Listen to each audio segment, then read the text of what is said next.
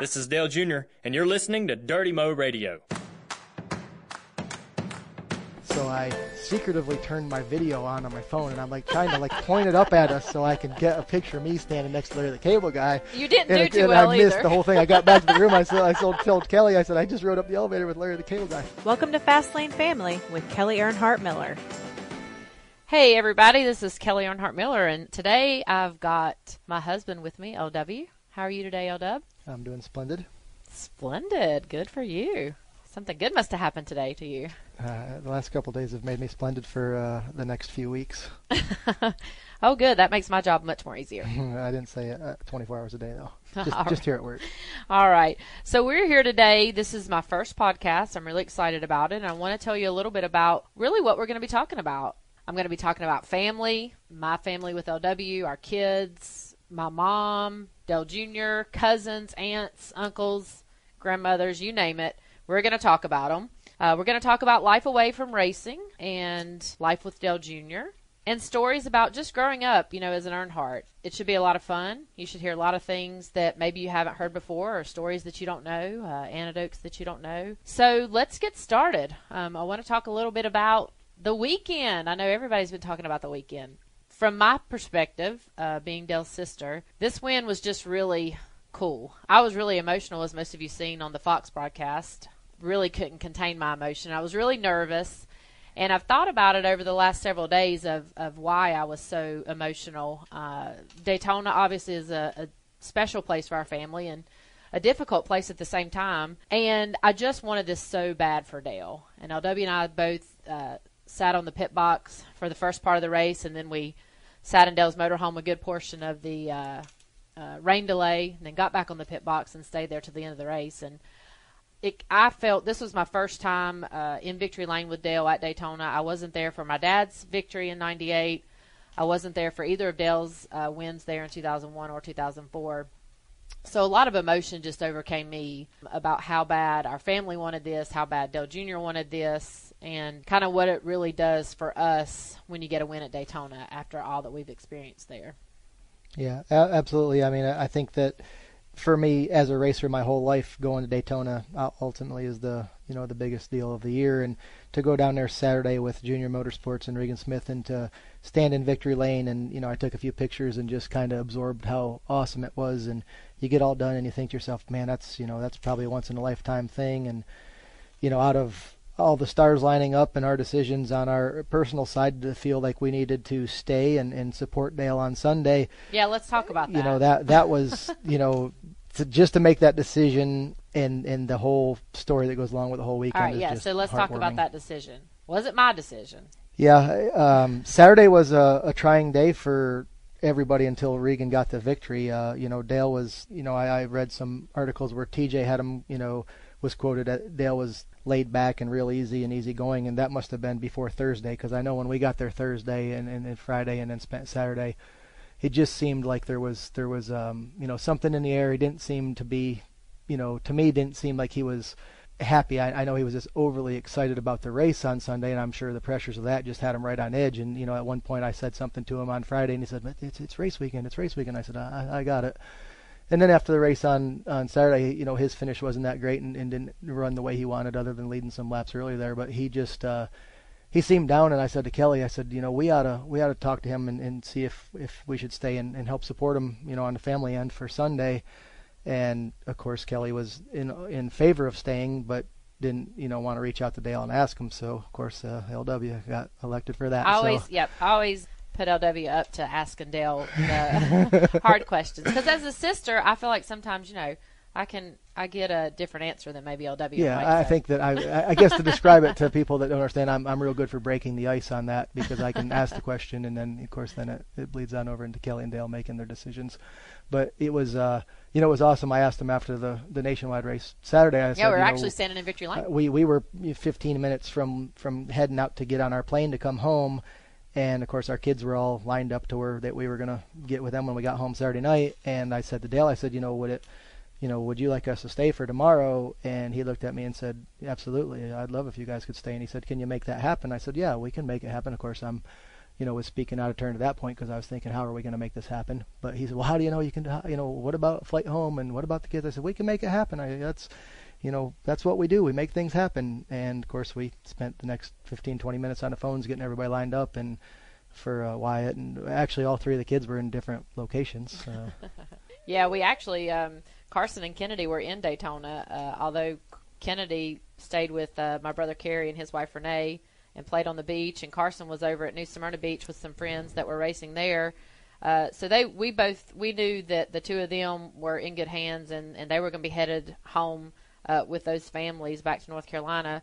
We just really had to make the call, about Wyatt and talk to LW's mom to see if she could keep Wyatt for another day. So we got all that worked out. We ended up staying. Yeah, and then we get that all lined up, and so now it's 5:30, 6 o'clock. It's dinner time, and after Dale told us how important it was that we stayed, and he thought that was great if we stayed there for the race on Sunday. He proceeded to cook himself dinner in the bus, and we sat there and got hungry. He did offer us dinner. Yeah, he offered us a little fish. I'm pretty sure that Amy said there wasn't really enough for us, but he did offer a piece of fish. Yeah, he made himself some fish and salad, and it was the motorhome was kind of. It was an awesome experience, and I think we should just take time to talk through the whole weekend's experience because I don't know we'll ever have the opportunity to talk about a weekend like this again. But we left that racetrack, so happy with Regan's win and just happy with it, and obviously felt real good because we knew that Dale wanted us to stay and felt good about our decision to stay. And we left the racetrack, and we're gonna go get something for dinner, and Kelley says, well, why don't we stop here at Outback Steakhouse, which is about 200 yards from the front gate at the racetrack. And I said, well, there's no way we're going to get a table in there. And, of course, we did get a table and ended up sitting at one of the open tables in the bar with a bunch of race fans. And, it was just an awesome night. All night long we couldn't get the smiles off our faces. And, once the fans figured out who Kelley was, they wanted to ask a million questions. And it just turned into a really neat experience that I know the guy kept telling me, the guy kept telling me to get off my phone. And I'm like, but I'm trying to check on my kids, and he's like, just turn it off and enjoy your win and enjoy the dinner. So it was funny. Yeah, it was pretty. The guy's telling her to get off her phone, and then we had the conversation just the other day, and it made me think of that as a human habit, you look at the person next to you when they're texting or looking at their phone, and the whole time he's telling her to get off his phone, he was like standing over her shoulder reading everything that she texted. I thought if as her husband, I would get slapped for doing that. This guy it was an awesome experience. It was. And then we went back to our hotel room, and L-Dub got to take a ride up the elevator with Larry the Cable Guy. Yeah, I had to run back down and get some waters at the front desk, and I got back on. I was standing there waiting for the elevator, and the guy walks up, and I'm thinking to myself, man, that guy looks just like Larry the Cable Guy. Of course, then I heard his voice, and I'm like, that is Larry the Cable Guy. And, of course, if it were Dale Earnhardt Jr. or Jimmy Johnson or somebody else, it wouldn't mean anything to you. But when you're not in that industry, it's like you're kind of in awe. And I wanted to take a picture on my phone, so I secretively turned my video on my phone, and I'm trying to point it up at us so I can get a picture of me standing next to Larry the Cable Guy. You didn't do too well either. I missed either. the whole thing. I got back to the room. I told Kelley, I said, I just rode up the elevator with Larry the Cable Guy. I think I got a video of it, and I played the video, and of course it's pointed at the ground most of the time. And I couldn't make out anything of it. So we think he rode up the elevator. No, we did. We confirmed the next day that it was him, and that was pretty cool. It was just for somebody like ourselves, I guess when you're around somebody that's out of your industry that's popular, it's pretty awesome to you just think, wow, that's cool, and other people are like, oh, you just stood in Victory Lane with Dale Earnhardt Jr. How could Larry the Cable Guy be cool? But it's neat cool when it's out of your element. Yep. So to fast forward to Sunday, we get to the track and kind of going through the rituals of just hanging out there in the morning, and then the rain came, and I'm saying to myself, well, we decided we would go get something to eat, so we're in our rental car, and L-Dub's like, well, maybe we should just drive home now. We can be home in 7 hours, and I thought about it for a minute, and we just both looked at each other and said, it's probably there's a reason that we need to stay, and there's something that's going to come out of this good. Although I'm going through my mind thinking, if we end up here another night, then we're going to be away from the kids more, and have all these other things that we have to put into play if we have to stay another night to get organized. But it worked out, and the race started back up for us, and we ended up in Victory Lane. So in Victory Lane, it was a little hectic, wouldn't you say, L-Dub? Yeah, definitely. We had went through this on Saturday with Regan and the hat dance and all those things that are happening. And, of course, I realized Dale Jr.'s my brother and my family, but this win really was a Hendrick Motorsports win, and the crew guys and the team that worked so hard to put that car together. And I know it meant so much to them. So we kind of stood, to the side and waited it took Dale a minute or so to get out of the car because they had to wait on the TV to come back. And, kind of prioritizing the order of everybody getting in there and who goes first and who hugs them first. And, Mr. Hendrick was there and Amy was there and LW and I. And then Dale got up in the up with the pit guys, and he hugged every single one of them. I think that was really cool. That we kind of had everybody standing there had minds of how it was going to unfold. Yeah. And of course, he came straight out of the car and jumped straight into his pit crew guys' right. arms to give those the hugs that shows appreciation there. So we were all kind of right. regrouping on our end of standing down there on the flat. Where do we go? Kind of like, well, okay. And of course, and then we just jumped watching up. his emotion was, Yeah. I mean, it was like you didn't want to disturb it because I mean it was just unbelievable. I videoed him getting out of the car and all the confetti going everywhere because I wanted to be sure I could send that back to my mom and some folks at home. But we jumped up on the other side of the in Daytona. You've got kind of a wall that the pit guys are up higher than the car. We jumped up there. Then we realized that we were going to be in all the team pictures, and they were calling for this hat and that hat, and I'm like, I don't want to be in all these pictures. So we jumped back down and we went to the opposite side of the car, and we're kind of standing to the photographers are to our left, and we're kind of standing across, just watching and taking it all in. And there were lots of people in Victory Lane congratulating us and hugging and all that kind of stuff. And the next thing I know, I see Dale calling for me, and he's taking his finger and he's waving me over, and I'm like, oh no, I'm fine, I don't want to be in the pictures.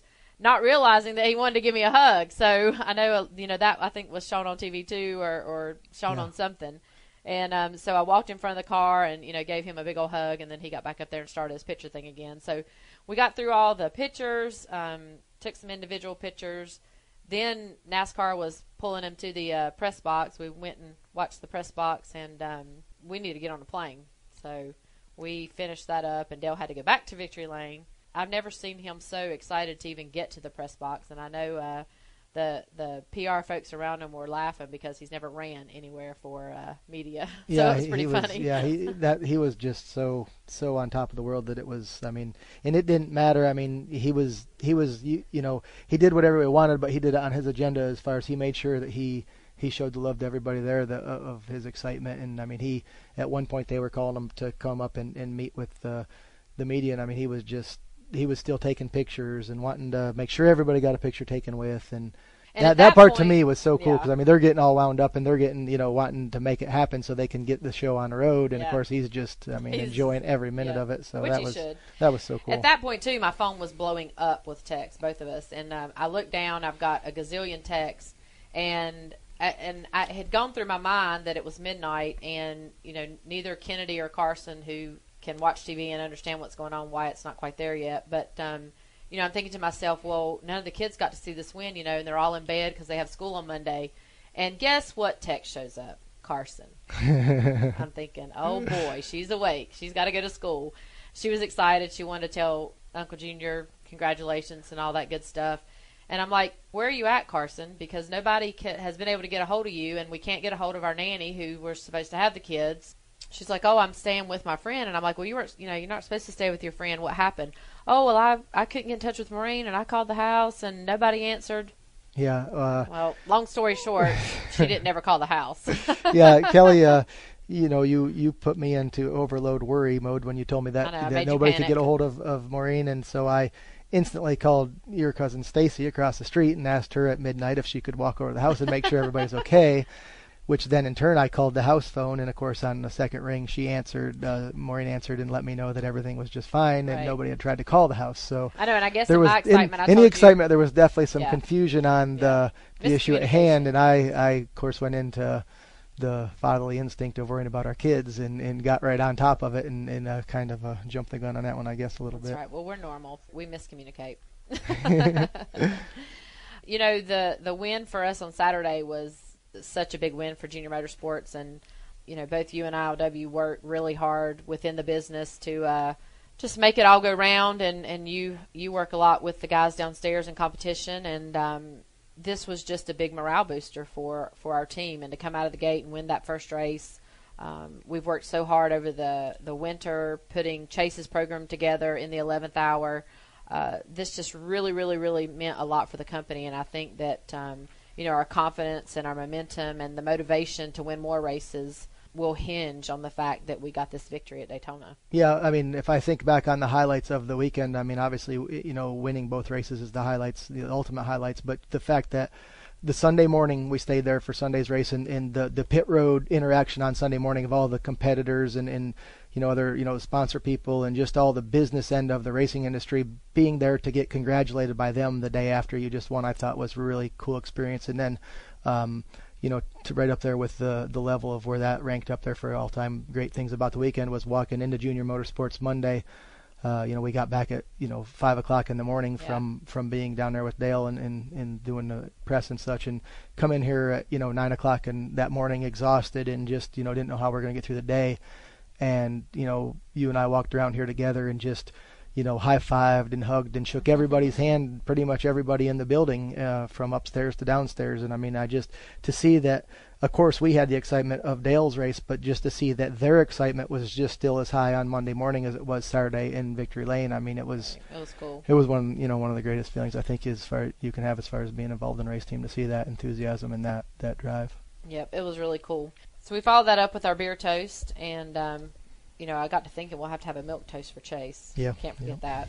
But the beer toast is something that's kind of our ritual around here that we started for Junior Motorsports. We have a good time with that. Everybody's only allowed one beer per person, so no worries there. But it's just a good time to relish in the victory and have everybody together that's not at the track, to kind of relish in that moment.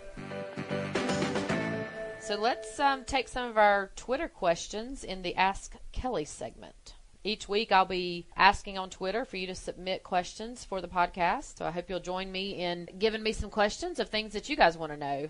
This isn't just about me talking to you and telling you what I want to tell you, but I want to tell you what you want to hear too. All right, we're ready to go for our first round of Ask Kelley. We're ready. Ask Kelley on Fastlane Family. This is from @NASCARChasm. Growing up, what was the instance where Dale Jr. pissed you off the most? And you know what? I feel like this could even be said for something that probably happened 2 days ago. Right. Let's see. I don't think we have enough time in the show to go through all the instances, but Dale was annoying when he was a kid. And for me, I was the kid that was organized. I always did what, my dad said, and Dale didn't. And so what would just make me so mad is I constantly got him out of trouble, and I constantly had to clean up after him so he wouldn't be in trouble. And it just made me mad that he would never do things for himself, and he never cared. He could get in trouble a gazillion times, and he never cared. The cereal bowls were still underneath the bed after he got done with them. I mean, he never did what he was supposed to. And he always got in trouble, and I was like, dude, you're always getting in trouble, and I didn't want him to get in trouble, and so then I would clean up after him and do things so that he wouldn't get in trouble. And so, yeah, that would make me really mad. And there was another time that I got really mad with him, and now as a parent, I can really appreciate this. But he went out with some friends when we were home and our dad was out racing, and we were older. We were both driving, and he didn't ever come home. And it's 1 o'clock in the morning, and it's 2 o'clock in the morning, and I'm starting to get really mad because I don't even think we had cell phones back then. I don't even know. It was in the that'd be the late 80s sometime. And finally, at like 4 o'clock in the morning, he got home, and I was furious with him because I had no idea where he was, and I just knew I was going to get in trouble if something, was wrong and he had gotten to a car wreck or something like that, because he wasn't supposed to be out. Like our dad, we had a curfew, and he wasn't supposed to be out, so he did quite a few things. This one makes me uncomfortable. I'm a little nervous about asking it. This is from @NotMe77. What's it going to take for Junior to get married and have a couple of 88s? And we're assuming he means kids by that. All right. Well, I'm uncomfortable answering this one too because I just don't know. I mean, when you make the decision to get married, it's usually your own decision. So I'm not him. So I think that's kind of a hard one for me to take. He's in a great relationship with his girlfriend Amy now. And they're really comfortable, being boyfriend and girlfriend. They haven't mentioned any plans of marriage on the horizon. I know Dale's talked about wanting kids. He loves to hang out with our kids and has taken each child of mine, he has taken a greater interest in. I just think that as the older he is, the more mature he is, and he can appreciate different things at each of those stages. So he loves Wyatt. He's just really interested in watching Wyatt and all the things that he does, and takes great pleasure in laughing about the things that kids do. But on our trip to Disney World, he said to both LW and I, he's like, man, y'all are just always stressed out. Y'all are overwhelmed with these kids. Man, they take so much work. Yeah, he said, I had no idea. Yeah, I had no idea they take so much work. Even about changing diapers, I remember one day he's like, man, you got to do that like 6 to 8 times a day. Like, yeah. Like, think about how many times an adult goes to the bathroom. Well, this little guy's, peeing in his pants that many times. So that's pretty funny. Well, speaking of Wyatt, and LW, you probably can chime in on this one as well. At Leanne23 says, does Wyatt show any interest in racing? Yeah, LW can totally take this one because it's all about hunting and racing. So I'm going to turn it over. I've made the statement probably 1,000 times because that's a very common question for our family is, when are you going to get him a race car at 2 years old? And my response is always 100% that he'll be allowed to race after he's shot his first deer.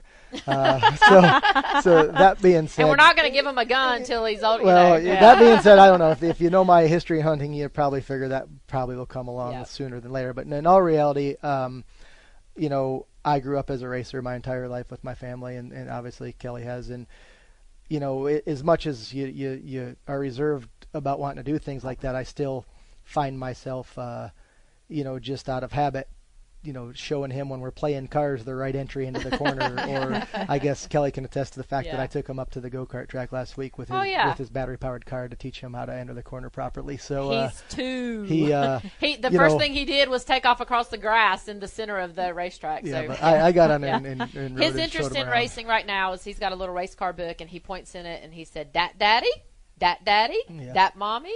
Yeah. Yeah, he and every now and then he'll catch the TV and he'll say, go. There's without a doubt some interest there. I think I'm sure that it's going to be in his blood all the way. So At KR Bama, how do you manage being a wife, mom, extremely successful businesswoman so well? Do you ever sleep?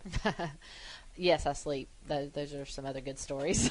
As soon as I hit my pillow, I sleep. Now, yes, Debbie gets so mad at me. I can attest to the fact that she definitely goes to sleep very easily, which I don't.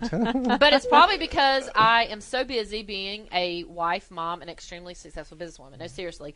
The first thing, I get this question a lot, and the first thing I say is I've got great genes. My dad really was a multitasker. He could manage a lot of things. Just a really good people person, and he needed about 5 to 6 hours of sleep a day, and he was good to go. So the first thing I say is I feel like I'm just made up in a way that I can handle a lot of things. And so being a wife and being a mom and working here full time, it takes a lot of people to make all that happen, and I don't do it by myself. Obviously, I have a great support system in my husband, LW, and my mom. We have a nanny that helps with the kids, getting them from school and getting homework done until we get home from work. So it takes a lot. We call on my cousin Stacy to help out from time to time. So it takes a lot of us. LW's family, his mom watches Wyatt for us, and it just takes a lot of people and to have a good support system. And I always feel really bad for people that don't have that in their life because it's tough, and that's how I make it happen. At Michael Stroll, what are your emotions and how did you handle winning the 500 in 98 with your dad and then with Junior in 2004 and 2014? Well, I obviously remember my dad winning the race in 98, and I was watching that on TV, but I don't remember where I was, and I don't remember who I was with. I could have been at my grandmother's. I just can't remember, but that was totally awesome, and all the crew lining up and all of that stuff for my dad was just really awesome. With Dale in 2004, that was really big. I wasn't down there either. But this one in 2014, for me to experience being there on my own, being there in person, I think the emotions were much larger, and I know a lot of people saw me on TV, and I was sick to my stomach, nervous the entire race. I was shaking. I felt sick on my stomach. I was grinding my teeth. I would catch myself not breathing and holding my breath. I mean, all of this stuff was going on in the pit box. And I told LW, I can't watch the last lap. Just tell me when it's over and if he's won. And the caution was actually happening as they were coming to the flag, and LW saw that first. And was like, he won. So yeah, it was awesome. Yeah. I mean, I'm standing there with Kelley, and of course Steve Letarte and Mr. Hendrick was up there, and as soon as I saw the caution come out, I knew that instant Dale had won the race. I mean, that finishes the race on the white flag lap. Yeah. But on the same token, I'm like looking around and nobody else is like it's sunk in yet. And I'm like, I mean, I'm hitting Kelley on the back like he won. And then he crossed the line and everybody jumped up and down, which I'd realized he'd won prior to that when the caution came out. And somebody tweeted me the other day about the fact that they thought I was going to throw Kelley off the pit box when I was driving. I mean, it was. I mean, the emotion, really the whole race. I mean, it was just. I can't even explain how awesome it was for both of us to be up there. And I mean, I think everybody on that box just. Even Mr. Hendrick, he was pacing the box. He couldn't sit down. At one point, he was going to go down off the box, and Stevie turned around and was like, "You're not leaving us yet. You're not leaving us. You're staying up here the whole time." Yeah, so and a lot of times we were all just I think we all had nervous. that feeling. I mean, a lot of times you're on a pit box and Dale's running real well, or whether it be your home or wherever, you think, oh, he's running good. Wouldn't that be cool if he won? But I think we all just had this feeling like he's going to win this race. And I mean, Kelley and I talked about it afterwards. We both looked at each other. We had a feeling that something was right, and it was awesome. These Ask Kelley questions are going to be a real favorite with me. And so I encourage you to send more questions to my Twitter handle, which is @EarnhardtKelley. That's Kelley with an E-Y. Please make note of that. So it's @EarnhardtKelley. And we're going to use the hashtag #AskKelley. And so if you want to send me a question, and we'll peruse through those and pick out some for next week's segment. Final thoughts. Usually we're going to have my mom, Brenda, on, but she's out of the office today. So I've got my cousin Shelly in here with me. Let me tell you a little bit about Shelly. She works downstairs in our retail store. She often gets confused with Kelley. A lot of people mistake Shelly for me, and they'll be in the retail store, "Hey, Kelley," and she's like, "No, I'm Shelly." We've even got a funny story about the cop stopping her here in the race park where our office is located, and stopping her for something. She's a crazy driver. And I ran the stop sign. Yeah, and even the police officer thought she was Kelley. And you tell the story about that. It's pretty funny. Well, I was coming down to the stop sign, and I just yielded the stop, and a police officer was coming. I thought, oh, crap, and he made a U-turn behind me and come up beside of me and just kindly flashed his lights and put up beside of me and rolled down his window. He said, "Kelley, you really need to stop for that stop sign back there. That's a dangerous place." And that was the one time that I did not correct the person. I was like, "Okay, thank you, sir." And went on. All right, so what we're really here for is I want to know, where were you during the 500 this past weekend, and what was going through your mind emotionally? Okay. Well, to be honest with you, after the rain delay, I did not think that was going to get it back, so I went on a date with a male friend. Male friend, you say? Well, I hope he was a male friend. Yes, and whenever I got home, there was only 10 laps to go. I was not aware that it had gotten started back. So you got to see the last 10 laps. Yeah, my mother was very excited, and so, of course, I tuned in, and the most exciting part was seeing the emotion of Kelley and Dale and my family. Yeah, it was cool, wasn't it?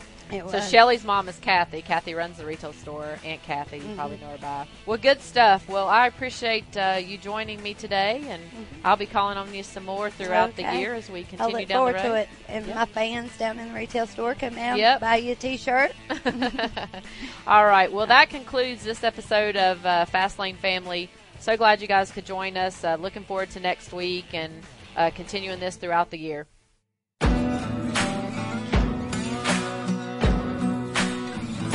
Thanks for listening to Dirty Mo Radio.